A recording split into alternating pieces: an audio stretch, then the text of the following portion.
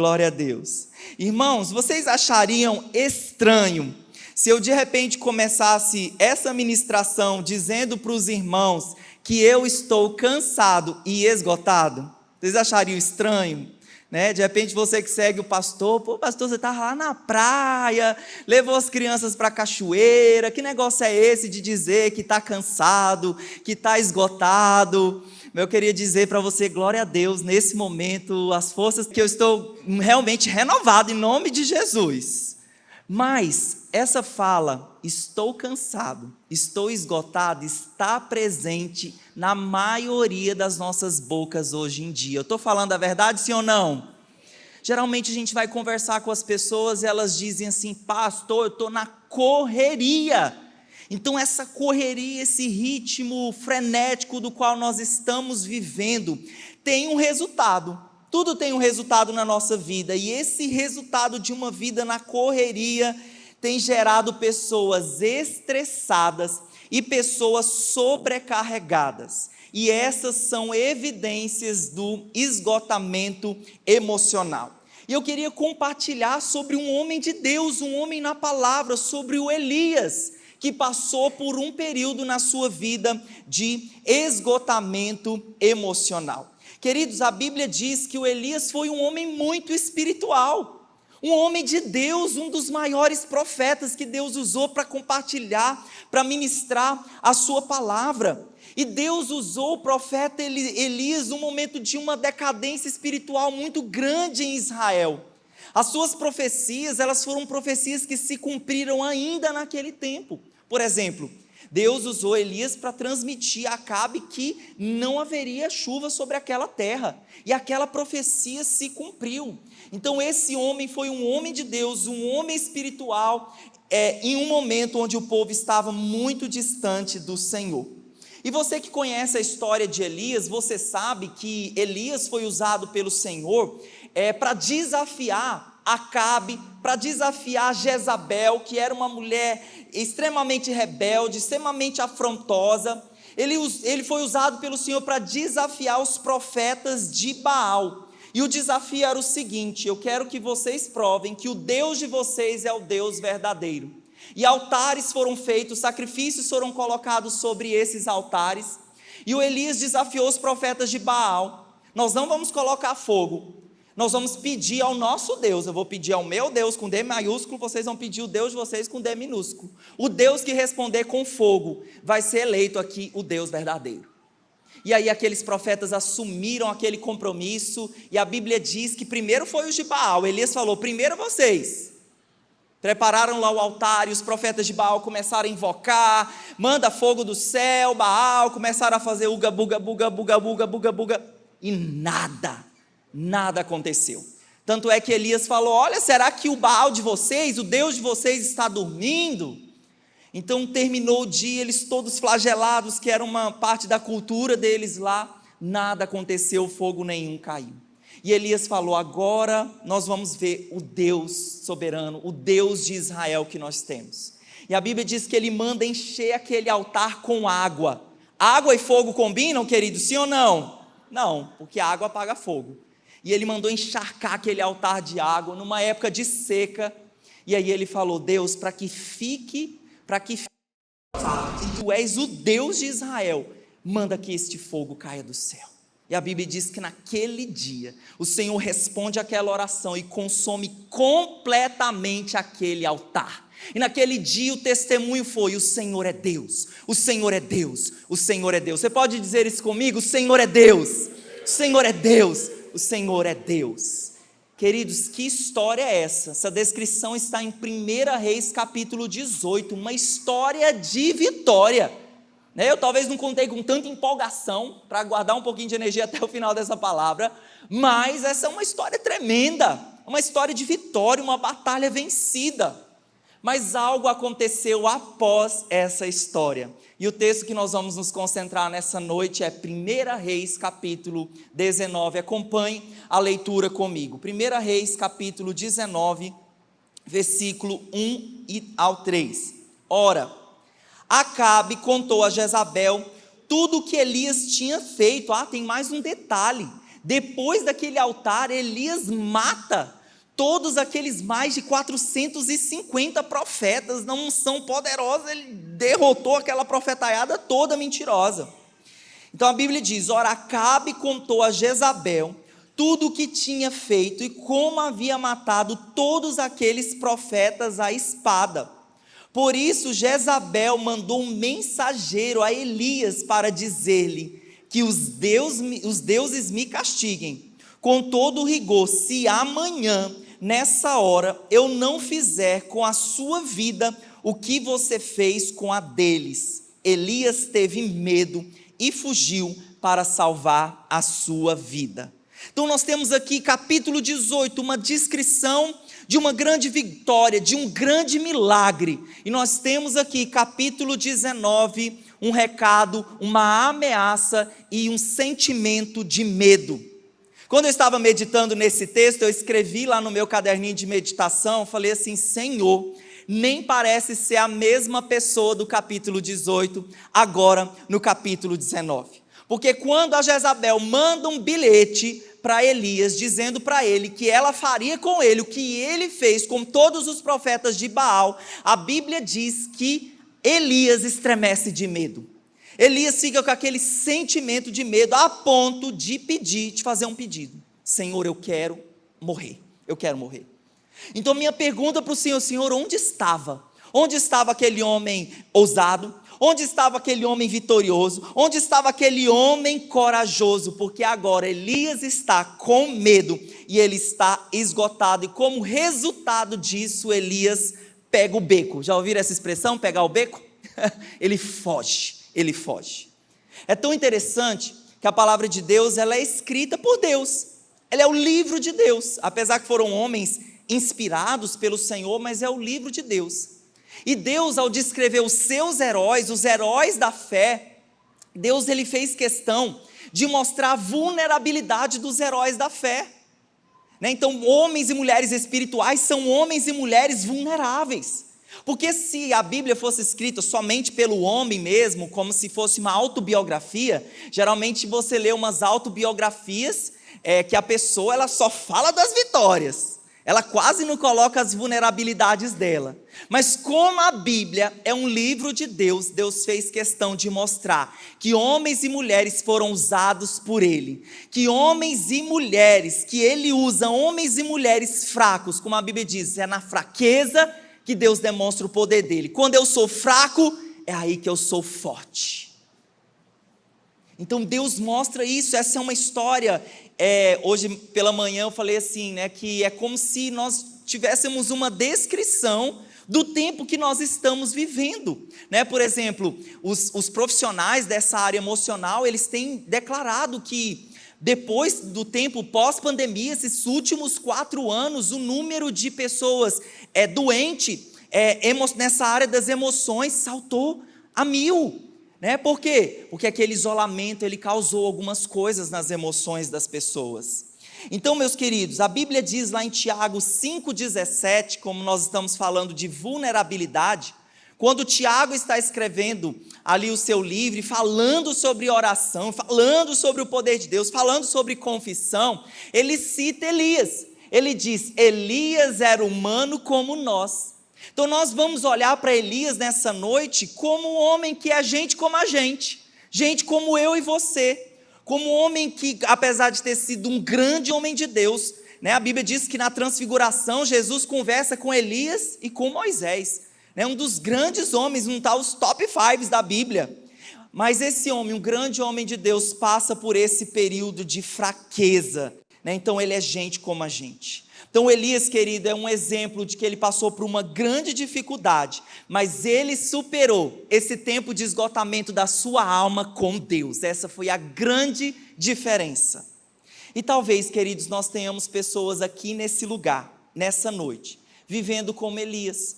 Talvez nós tenhamos pessoas aqui esgotadas, dizendo: eu estou esgotado, eu estou lutando contra sentimentos depressivos, eu estou pensando em largar tudo, e estou pensando até mesmo em tirar a minha própria vida.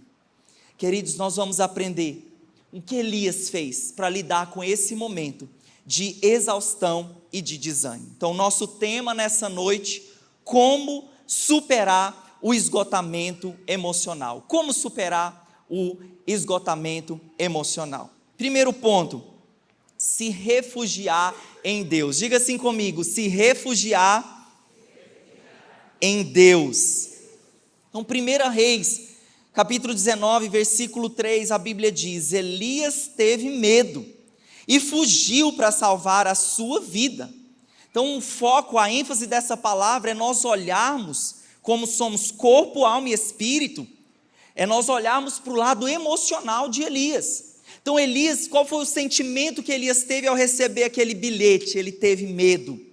E o que representa o medo? Sentimento de insegurança. E todos nós já tivemos medo. Todos nós, possivelmente hoje você teve medo de alguma coisa.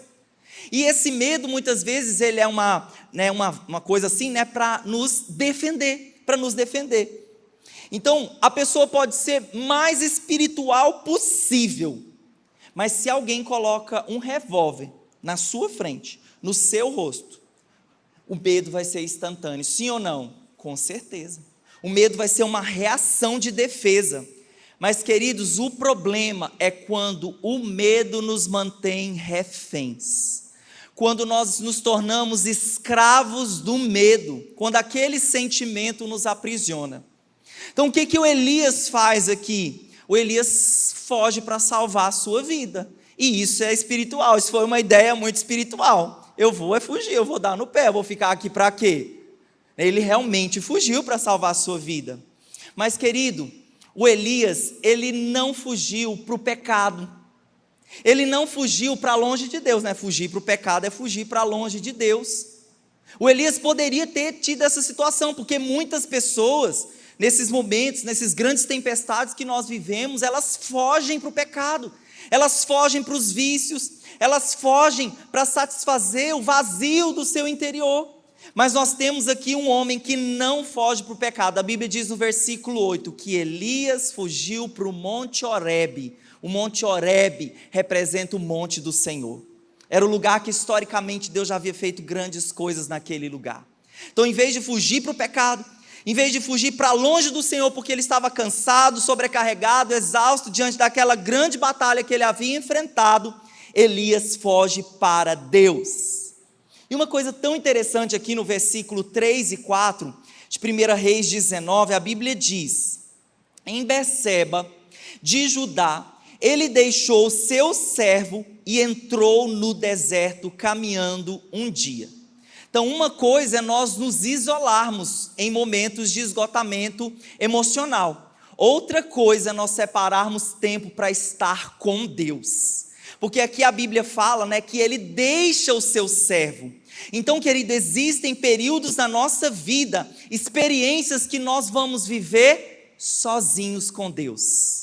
Nós vamos deixar todas assim, as pessoas, os barulhos, as vozes ao nosso redor, e nós vamos ter experiências profundas e sobrenaturais com Deus, que foi o que aconteceu com Elias. O versículo 4 continua dizendo que Elias chega a um pé de giesta, sentou-se debaixo deste pé e ele orou pedindo a sua morte. Já tive o bastante, Senhor, tira a minha vida, não sou melhor do que os meus antepassados. A minha pergunta lá do meu TSD: Senhor, o que aconteceu com o homem corajoso? O homem corajoso agora está cheio de cansaço. O homem corajoso agora está cansado. Ele tem um novo obstáculo à sua frente, uma ameaça de morte. E essa ameaça de morte faz com que emocionalmente o Elias de forma escorregadia desça nas ladeiras da depressão. Então, queridos, ali sozinho, o Elias faz esse pedido para o Senhor: Senhor, tira a minha vida, basta, Senhor, eu não quero mais viver.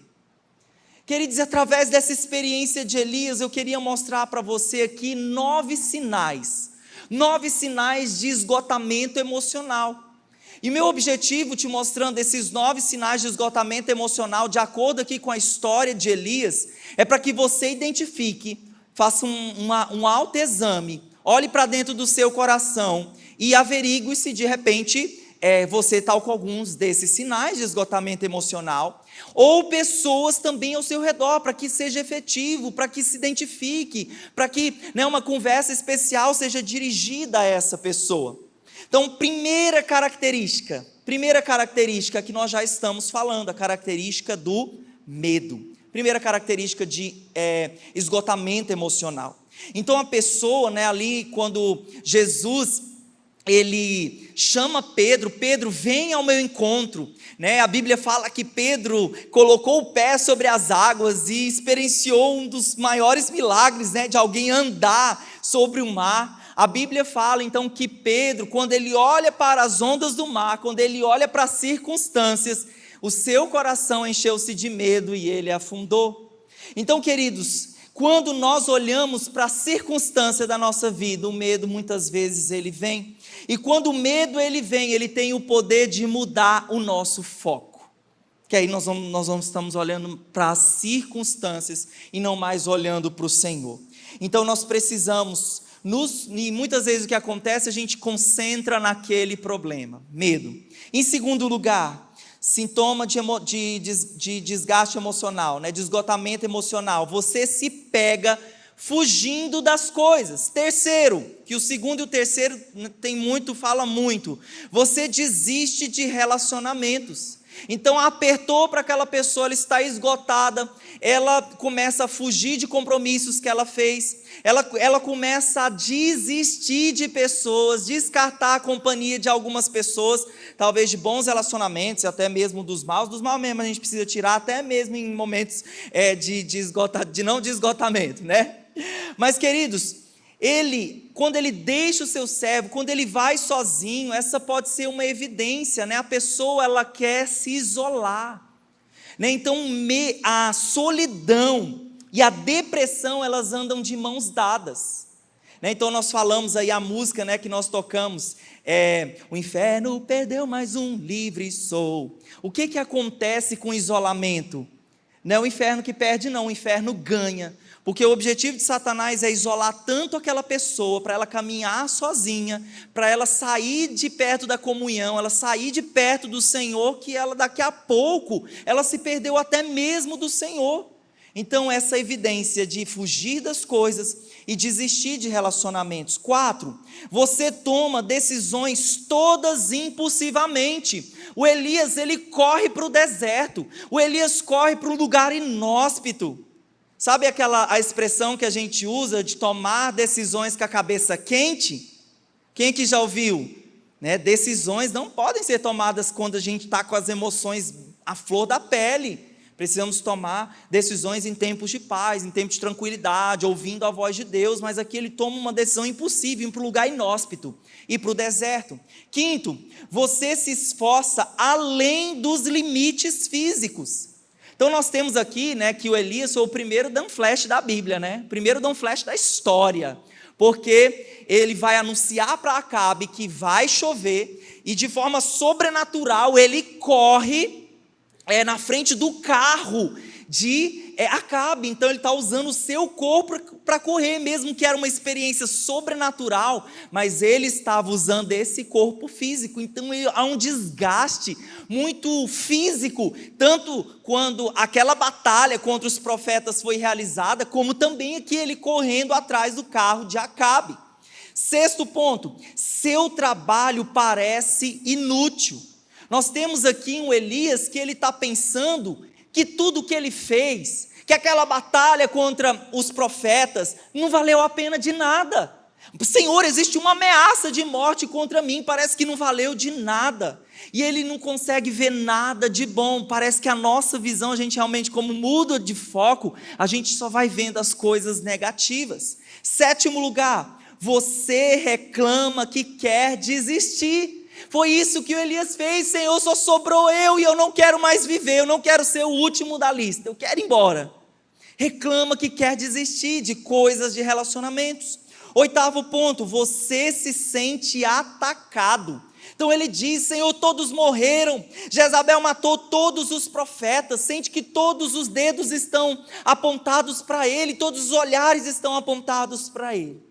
E 9, E último lugar, último sintoma de esgotamento emocional, você acha que a morte pode trazer alívio. Então nós temos aqui, queridos, que o Elias ele estava exausto fisicamente, sim ou não? Ele estava exausto também mentalmente.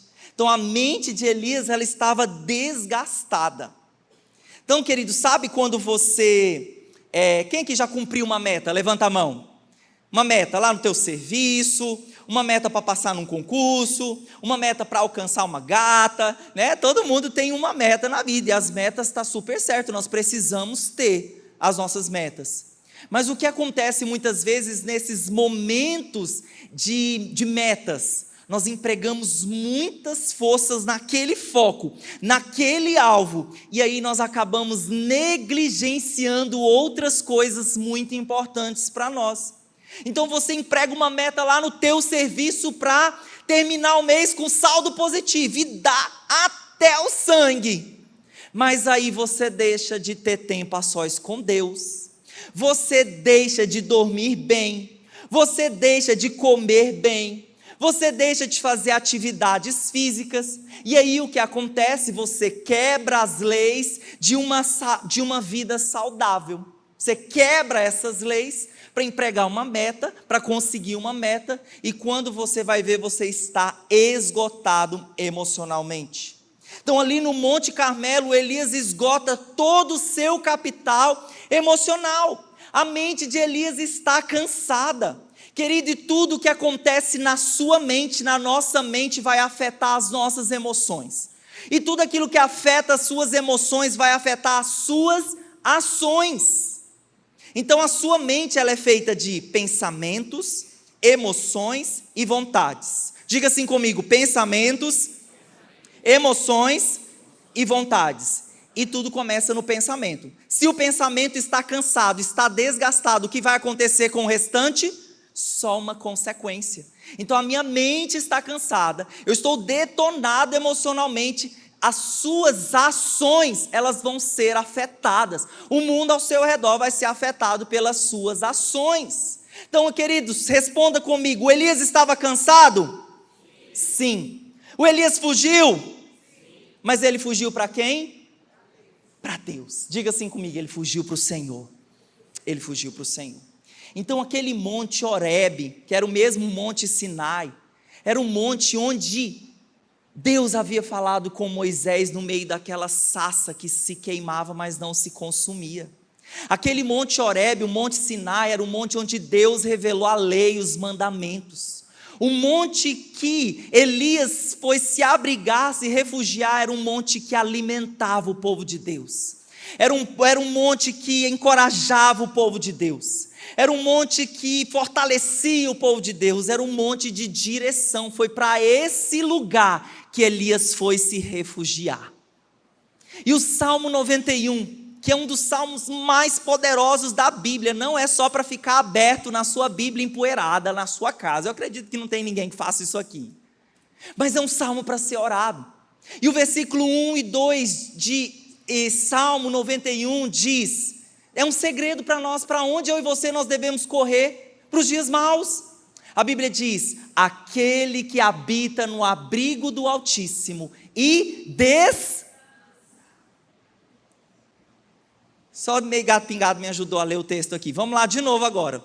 Aquele que habita no abrigo do Altíssimo e descansa à sombra do Todo-Poderoso, pode dizer ao Senhor: Tu és o meu refúgio e a minha fortaleza, o meu Deus em quem confio.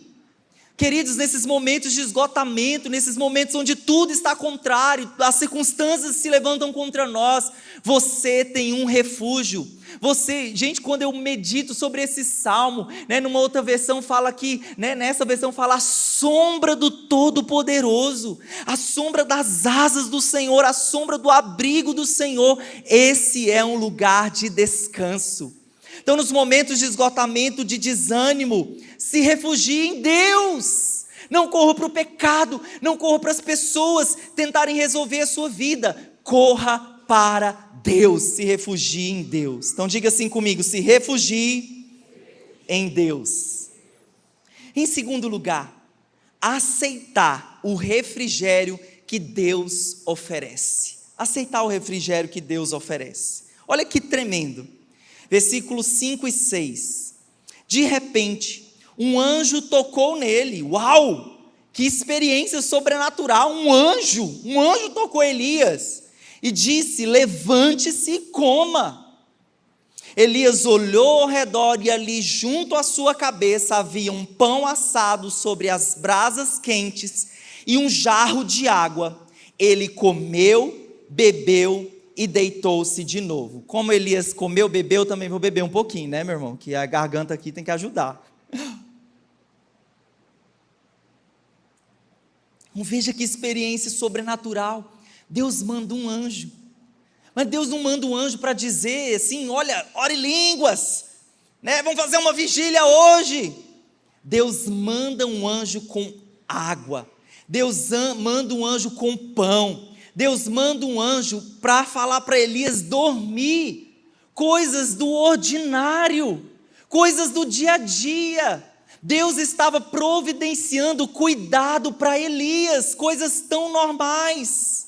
Então, querido, você, além do seu trabalho para prover a sua casa, diga assim comigo: além, não é só trabalho que tem na nossa vida, você precisa de alimento necessário, você precisa comer bem, né? As pesquisas, olha, eu não sou da área da saúde, mas eu fui lá no chat GPT pesquisar, que as pesquisas dizem que o brasileiro, ele está já em níveis de obesidade, né? Que o peso médio do brasileiro aumentou, já existe um sobrepeso, porque é tanto refrigerante, é chocolate, é o bombom lá do coração, do amor, o morango do amor, brincadeira, é tanto açúcar, é tanto trigo, é tanto, não sei, todo mundo riu, né? Quem comeu, depois mandou para o pastor, aleluia, brincadeira. Mas nós muitas vezes estamos comendo mal, exagerando. Outra coisa, sono. Os especialistas recomendam 8 horas diárias de sono. Você já calculou quantas horas você dorme? Quem já calculou? Quem tem aquele reloginho? Eu tenho um. E essa semana era o fim das minhas férias, né? Então estava de boa. E eu estava calculando a minha média. Minha média deu menos de 7 horas. Deu não, 7 e pouquinho. Eu falei: mas Senhor, nem nas férias a gente pode dormir 8 horas, não é possível. Mas tem muitas pessoas que estão dormindo abaixo disso. E qual que é uma das evidências, sinal de alerta? Mexendo no celular até tarde. Então os especialistas aí da saúde emocional estão dizendo que isso aqui, essa coisa de ficar se expondo às telas, isso prejudica o nosso sono. E se prejudica o seu sono, prejudica o seu dia. Se prejudica o seu dia, prejudica a sua mente. Prejudica a sua mente, prejudica as suas ações. Amém ou não amém? Outra coisa que o texto fala aqui, né, sobre o Elias, ele viajou por 40 dias no deserto. E eu fiquei pensando assim: viajar por mais de 320 quilômetros, que foi o percurso, 320 quilômetros, daqui para Gurupi, quase, 320 quilômetros, ele devia estar com a saúde física muito bem. Então também fala disso, alimentação, sono e atividade física. Como está essas áreas da sua vida? Queridos, essa frase, não sei se é minha, se é de alguém, mas eu gosto sempre de falar ela. Não somos fazeres humanos, somos seres humanos. Não somos fazeres humanos, somos seres humanos. Então tudo isso que nós estamos falando aqui, fala do cuidado de Deus. Deus manda um anjo para dar comida, Deus manda um anjo para dar água, Deus manda um anjo que fala para Elias: tira um cochilo de coisas do ordinário. Queridos, esse anjo aqui, né, Deus através desse anjo não queria saber qual seria a grande mega conferência que o Elias iria ministrar e quanto fogo do céu iria cair. Deus não queria saber nesse momento quantas almas o Elias iria ganhar. O objetivo de Deus nesse momento era oferecer cuidado. Então, querido, Deus provê cuidado para mim e para você. A pergunta é: será que você está aceitando esse cuidado? Será que você está se alimentando bem? Será que você está dormindo bem? Será que você está exercitando o seu corpo bem? Diz que tem uma historinha que diz que teve uma ovelha, não aconteceu aqui não, mas teve uma ovelha que aproximou do pastor e disse assim para o pastor: ó pastor, é o seguinte, o diabo não tira férias não, viu pastor? Então eu acho que o senhor não deve tirar férias não, a gente tem que ficar na igreja orando o tempo todo. Se fosse eu responder esse irmão, eu ia falar assim: ô irmão, com muito, muito amor e carinho, eu entendo o seu ponto de vista, mas assim, a pessoa que de repente está nesse ativismo religioso, achando, né, que o diabo não tira férias, que a gente não deve tirar, ela está quebrando um princípio, ela está quebrando o princípio do descanso, ela está quebrando um princípio do descanso.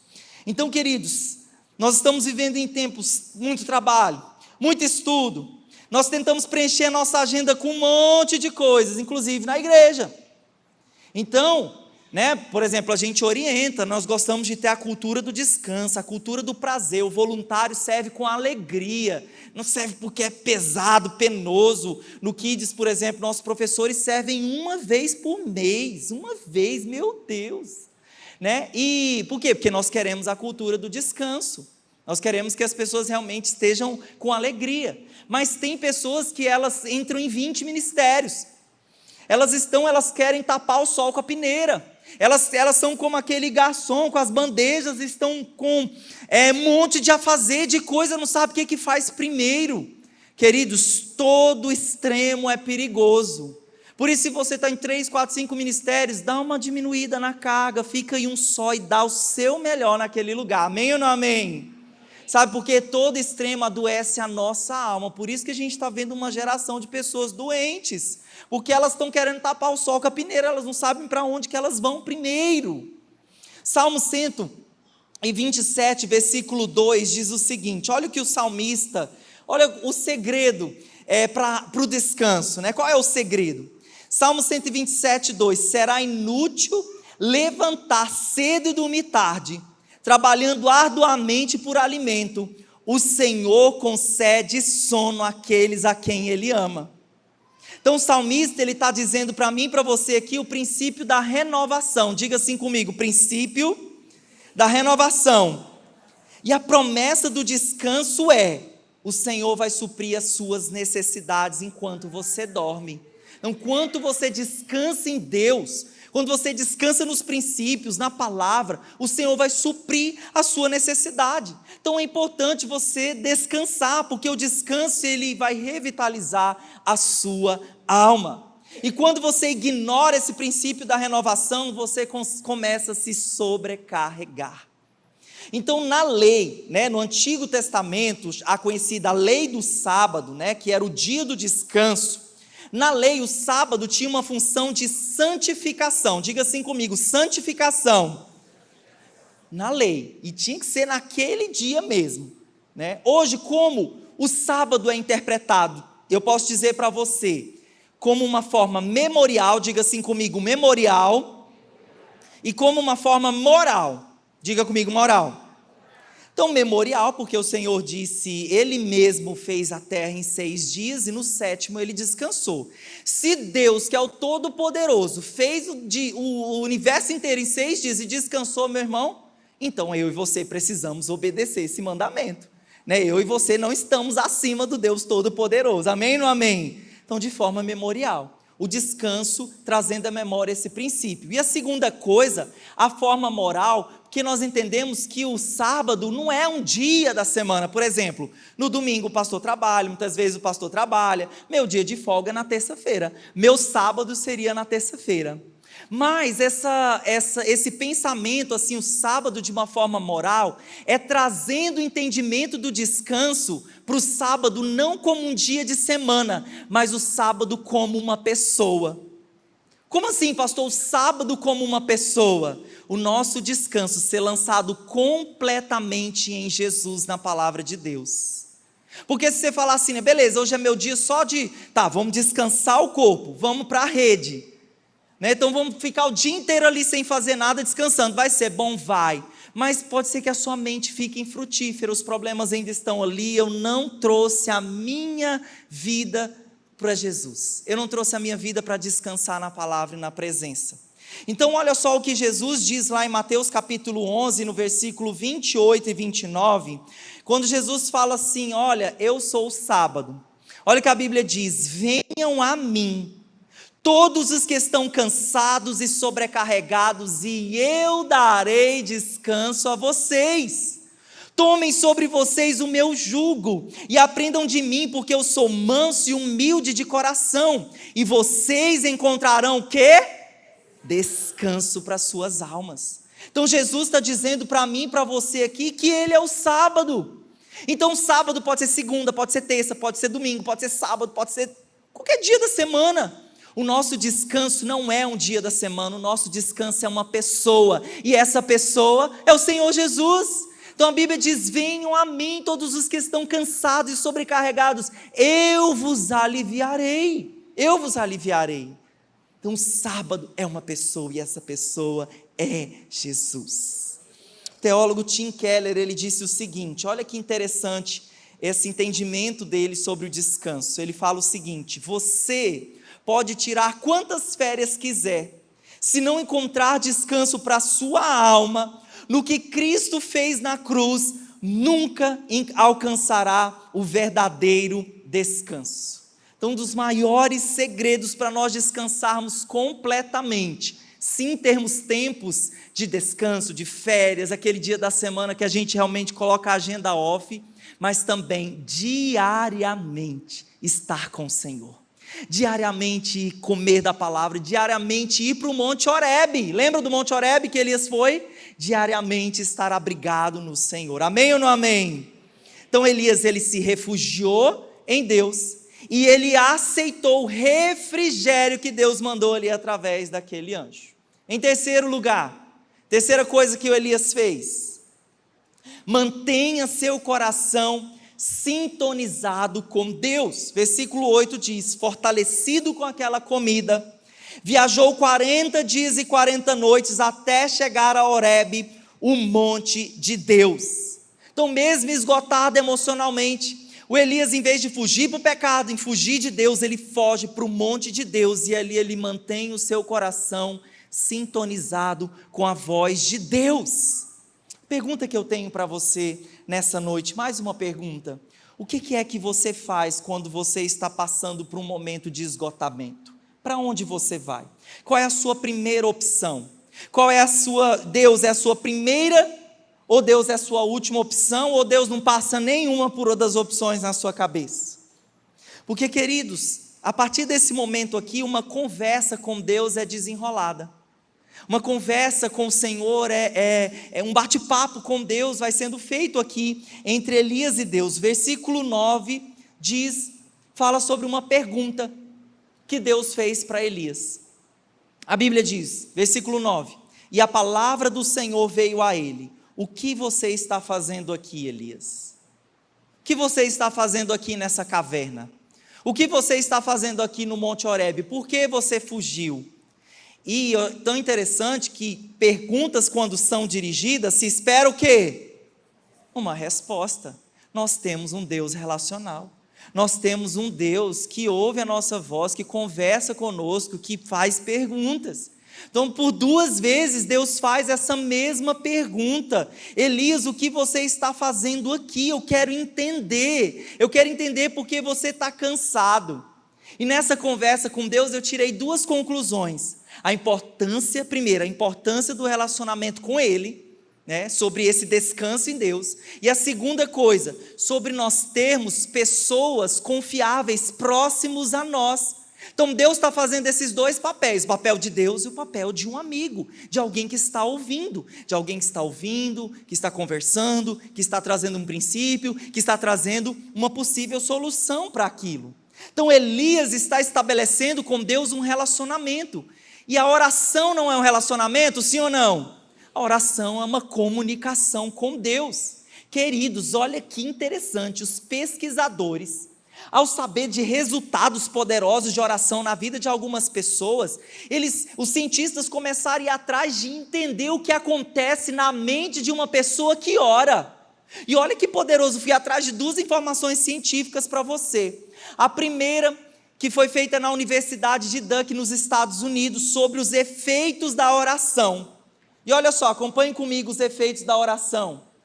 A oração pode ajudar na regulação das emoções, na redução do estresse, da ansiedade e até mesmo na percepção da dor. A oração pode ter benefícios para a sua saúde mental e emocional, promovendo uma sensação de bem-estar e ajudando na gestão do estresse.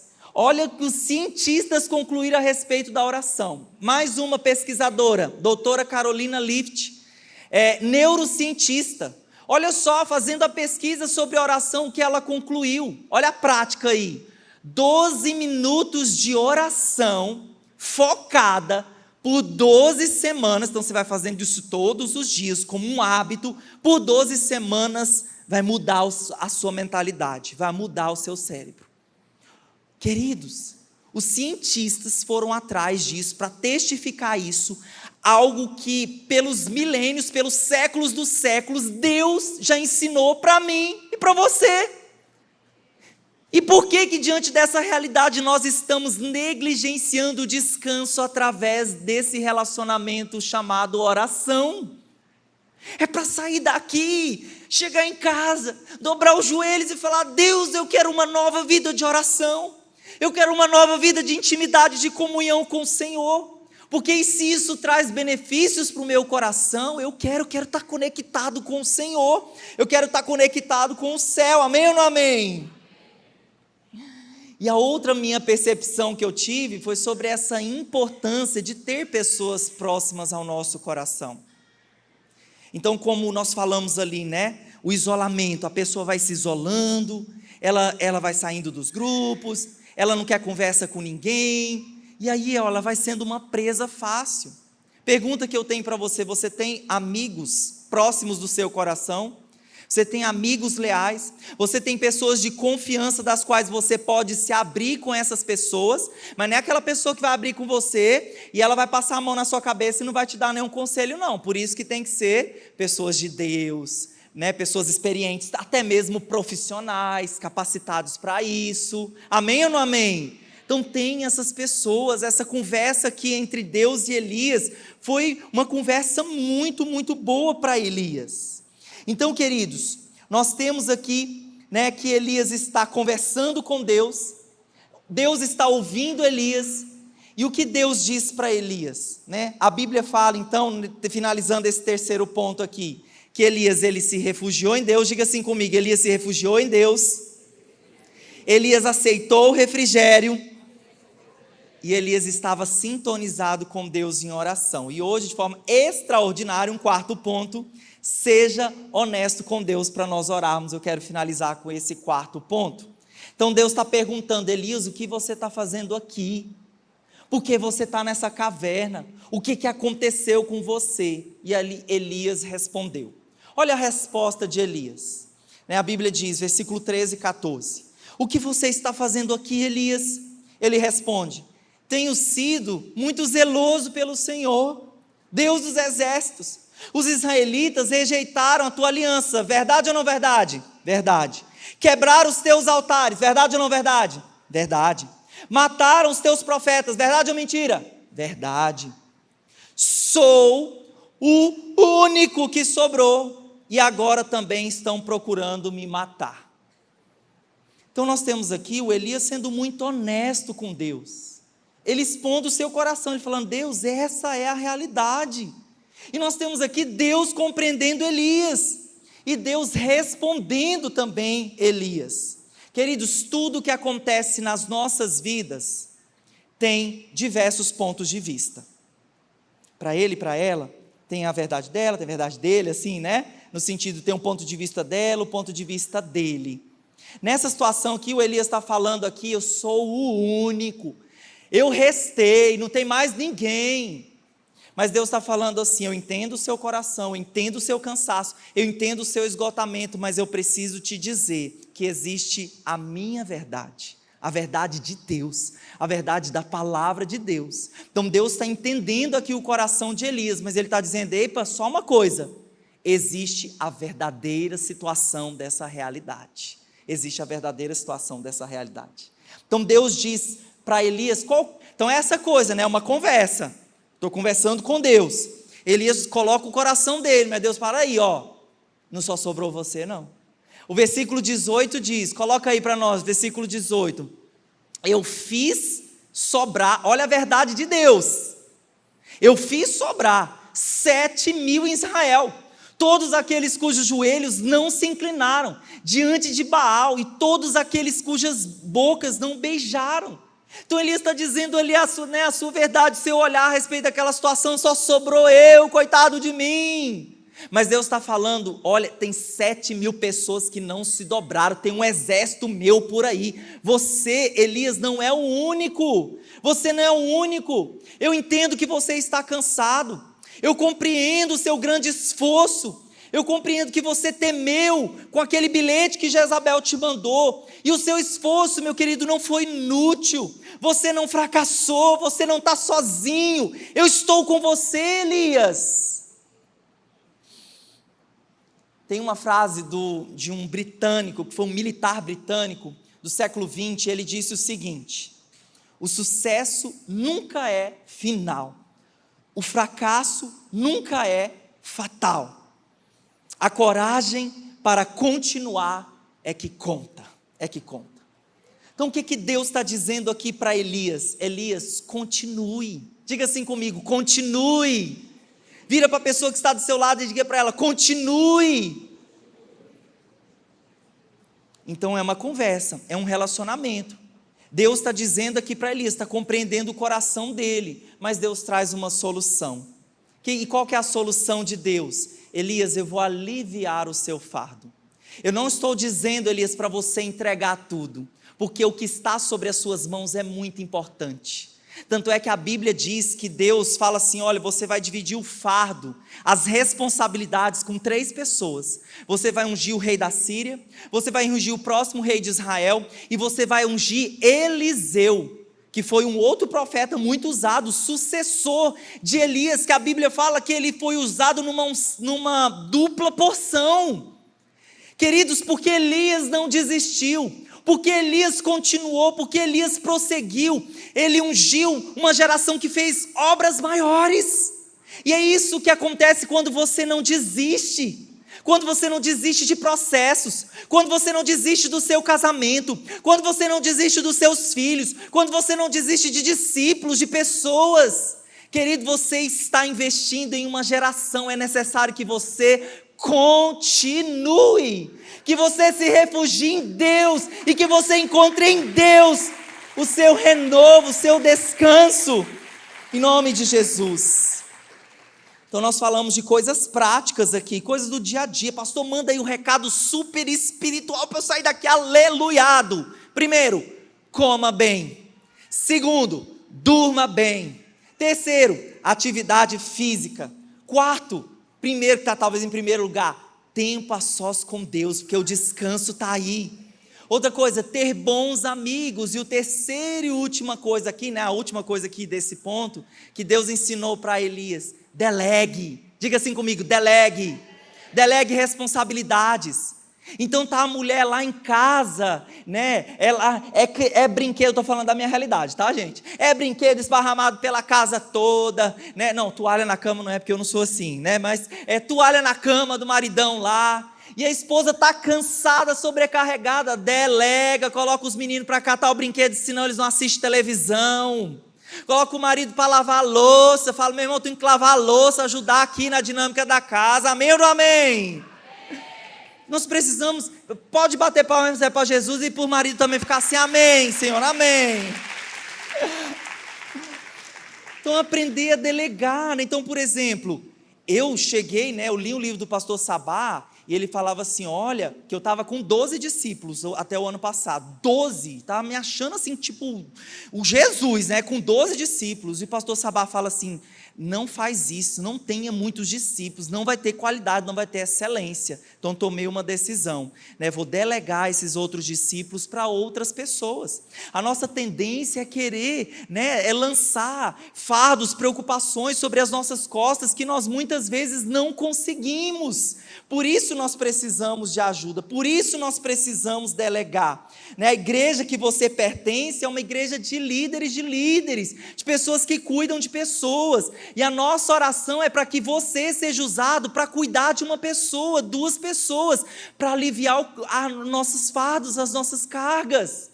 Eu queria dizer para você que tem pessoas no nosso meio que estão extremamente esgotadas emocionalmente, porque assumiram tantas pessoas, tanta gente, elas estão cansadas. Eu queria dizer para você, olha, vamos aliviar os fardos uns dos outros. Vamos dizer, pastor, assim, conta comigo, eu quero cuidar de uma pessoa, conta comigo, eu quero liderar o corpo, eu não quero deixar que os meus irmãos ficam sobrecarregados por falta de ter pessoas para trabalhar. A Bíblia diz, a seara é grande, os trabalhadores são poucos, peça o Senhor da seara que envie trabalhadores, essa é a minha oração. Envie pessoas para dividir as responsabilidades, para dividir o fardo conosco. Então o que Elias fez? Me ajude, vamos recordar os 4 pontos, por favor. Então o que Elias fez? Em primeiro lugar, Elias se refugiou em Deus. Elias, em segundo lugar, ele aceitou o refrigério que Deus ofereceu. Em terceiro lugar, ele estava sintonizado com Deus. E em quarto lugar, ele foi honesto com o Senhor. A pergunta que eu tenho para nós finalizarmos: você tem coragem de entregar para Deus esses fardos? Então o que eu estou dizendo para você é que Elias, ele não entregou tudo não. Deus falou assim, nós vamos dividir a responsabilidade, mas você vai continuar. Diga assim comigo, vou continuar, eu vou prosseguir. Queria que você ficasse de pé no seu lugar. Eu queria orar com você e desafiar você também. Vou fazer 2 apelos nessa noite. O primeiro apelo, você que se sente cansado, você que se sente sobrecarregado, né? Então, vir aqui na frente vai ser uma atitude de reconhecimento da sua fragilidade, das suas vulnerabilidades, mas que a partir desse momento, você decide entregar ao Senhor. Coloca para a gente o texto de 1 Pedro 5:7, a Bíblia diz, lancem sobre Ele toda a sua ansiedade, porque Ele tem cuidado de vocês. Vamos dizer juntos esse texto? Coloca a mão no seu coração, lance sobre Ele toda a sua ansiedade, porque Ele tem cuidado de você. Queria convidar você